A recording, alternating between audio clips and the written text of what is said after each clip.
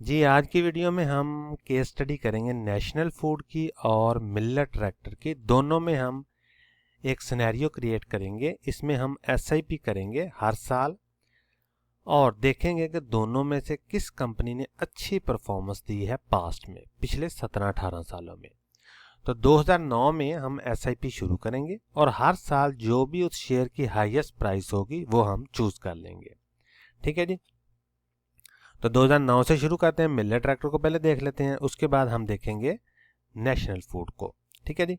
Air on air bases पे भी देखेंगे और फाइनल रिजल्ट भी देखेंगे और फिर कंपेयर करेंगे कि दोनों में से किस कंपनी की परफॉर्मेंस अच्छी रही है, किसने इन्वेस्टर को ज़्यादा पैसे कमा के दिए हैं।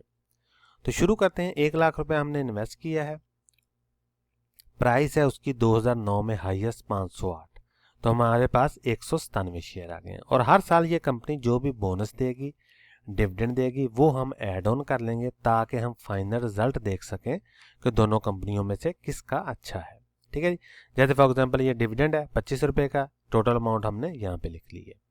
इसी तरह 2010 में जो भी हाईएस्ट प्राइस थी इस शेयर की वो हमने चूज कर ली है, जितने शेयर आए वो लिख लिए हैं और 1 लाख रुपया हमने इन्वेस्ट किया है। इसी तरह 2010 में जो भी इस कंपनी ने पे आउट दिए हैं, डिविडेंड दिए हैं, बोनस दिया है, स्प्लिट दिया है, वो हमने यहाँ पे लिख लिया है। ये जो स्प्लिट है इसको आप बोनस भी कंसिडर कर सकते हैं। ठीक है, बोनस स्प्लिट मैंने दोनों को एक ही कैटेगरी में रखा है, स्प्लिट मैंने ये। तो 2010 में हमने परचेजिंग की दोबारा, इसी तरह 11 में, इसी तरह 12 में, फिर 13 में।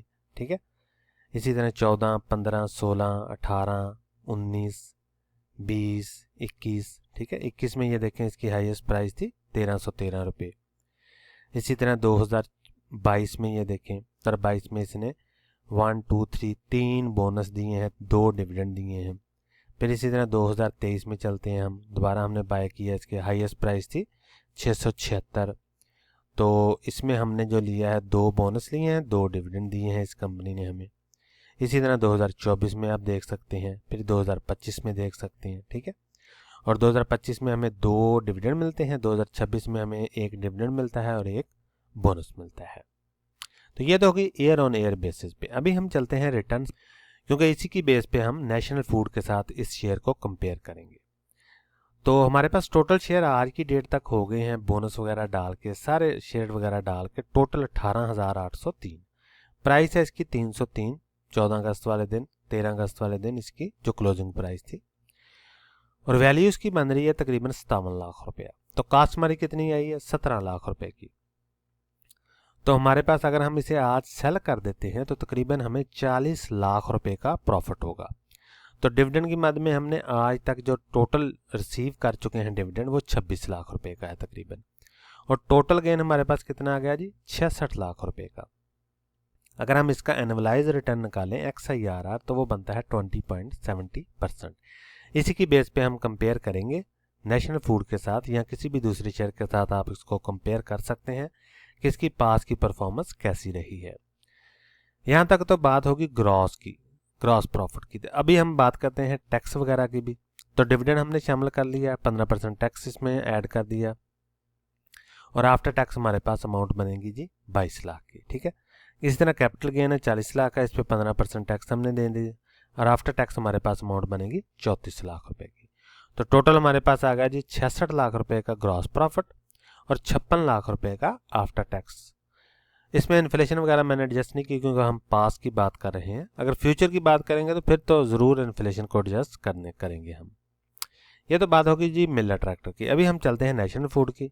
इसकी हम एयर ऑन एयर बेसिस पे स्टडी कर लेते हैं और फिर इसको भी कंपेयर करेंगे। इसमें भी सेम सिनेरियो हमने क्रिएट किया। 1 लाख रुपया हमने इन्वेस्ट किया, उस साल की जो हाईएस्ट प्राइस थी वो हमने ले ली है और जितने भी शेयर आएंगे वो हमने ले लिए हैं। तो उस साल जो भी ये कंपनी हमें देगी, फॉर एग्जांपल बोनस, डिविडेंड, तो वो हमने ऐड कर लिया इसमें। ठीक है, इसी तरह 2011 में आप देख सकते हैं, फिर 12 में, फिर 13, 14, 15, 16, 17, 18। ठीक है, 19 में फॉर एग्जांपल इसकी हाईएस्ट प्राइस थी 248, 403 शेयर आए हैं। 2019 में इसने एक बोनस दिया है और एक डिविडेंड दिया है। डिविडेंड 4 रुपये का डिविडेंड मिला है हमें और 56,000 उसकी प्राइस बनती है जो कि हम डिविडेंड की मद में ले लेते हैं। इसी तरह 2020, फिर 21, फिर 22, 23, 24, 25। ठीक है, 25 में ये देखें हमने आखिरी जो परचेजिंग की है 1 लाख रुपए की, 415 हाईएस्ट प्राइस थी, 241 हमारे पास शेयर आए और 2025 में इस कंपनी ने हमें 4 डिविडेंड दिए हैं जो कि हमने रिसीव कर लिए हैं। इसी तरह 2026 में इस कंपनी ने 2 डिविडेंड दिए हैं। 21/5/2026 को आखिरी डिविडेंड था 4 रुपये का, जिसकी वैल्यू बनती है 1,17,000 रुपये, जो कि हमने डिविडेंड के माध्यम में ले लिया है। नेशनल फूड की ये तो थी ईयर ऑन ईयर बेसिस पे। अभी हम चलते हैं टोटल रिटर्न समरी पे और फिर हम इसे कंपेयर करेंगे। तो शेयर हमारे पास आ गया जी 29,254, प्राइस है इसकी 393, 13 अगस्त वाले दिन 2026 को। तो वैल्यू इसकी बन रही है तकरीबन तो ये बन रही है हमारे पास तकरीबन 1,14,00,000 रुपए की। तो कॉस्ट हमारी कितनी आई है 17 लाख रुपए की। अनरियलाइज्ड प्रॉफिट कितना हुआ हमें 97 लाख रुपए का। तो डिविडेंड के माध्यम में हमने आज तक कितना रिसीव किया जी 19 लाख रुपया तकरीबन। तो टोटल गेन हमारे पास कितना हुआ 97 लाख प्लस 19 लाख 1,17,00,000 रुपया। एनुअलाइज रिटर्न कितना बना इसका 21.50%, यानी जिसे हम XIRR भी बोलते हैं। तो आगे हम चलते हैं जी, डिविडेंड हमने ले लिया, इस पे 15% हमने टैक्स भी देना है, तो आफ्टर टैक्स हमारे पास अमाउंट बनेगी तकरीबन 16 लाख रुपए की। कैपिटल गेन हमारे पास आ गया 97 लाख रुपए का, इस पे हमने 15% टैक्स भी देना है। टैक्स के बाद हमारे पास अमाउंट आ गई जी 83 लाख रुपए की। तो टोटल हमारे पास गेन आ गया जी 1,17,00,000 का, जो कि हमारा पास ग्रॉस प्रॉफिट आएगा और आफ्टर टैक्स तकरीबन 1 करोड़ रुपया बनता है हमारा। तो इसमें इन्फ्लेशन को हमने एडजस्ट नहीं किया क्योंकि हम पास की बात कर रहे हैं। अगर हम फ्यूचर की बात करेंगे तो इन्फ्लेशन को ज़रूर एडजस्ट करेंगे। अभी हम चलते हैं जी कंपैरिजन की। तो ये बहुत क्लोज कंपैरिजन है इसका। ये बना जी 21,50, जबकि मिलर ट्रैक्टर का बना 20,70। ठीक है।